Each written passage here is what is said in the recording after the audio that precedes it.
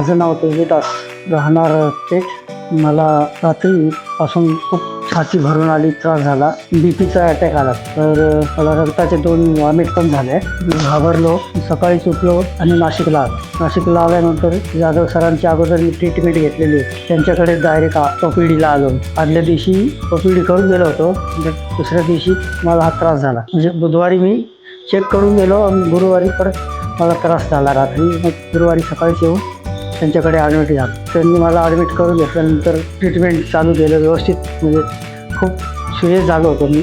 नंतर मग त्यांनी गोळ्या औषधं इंजेक्शन चालू केले आणि मला बरं वाटायला लागलं. नंतर खूप त्रास झाला होता, मरतो की काय असं वाटायचं. नंतर मग त्यांनी डायलिसिस केलं. माझं ब्लडमध्ये काहीतरी प्रॉब्लेम झाला, त्यामुळे मग क्रियाट वाढल्यामुळे डायलिसिस करावं लागेल. मग डायलिसिस केलं आणि त्याच्यावर आता हे उपचार चालू आहेत आणि सगळा स्टाफ वगैरे चांगला आहे. व्यवस्थित मला ट्रीटमेंट दिली आणि आता मला तो उपचार घेतल्यानंतर एकदम व्यवस्थित बरं वाटतं. सरांचं नाव आहे स्वप्नील जाधव म्हणून. डॉक्टर एकदम चांगले आहेत, समजावून सांगतात सगळ्या गोष्टी. त्याबद्दल मी सर्व पॅनेशिया हॉस्पिटल स्टाफचा व डॉक्टरांचा आभारी आहे. धन्यवाद.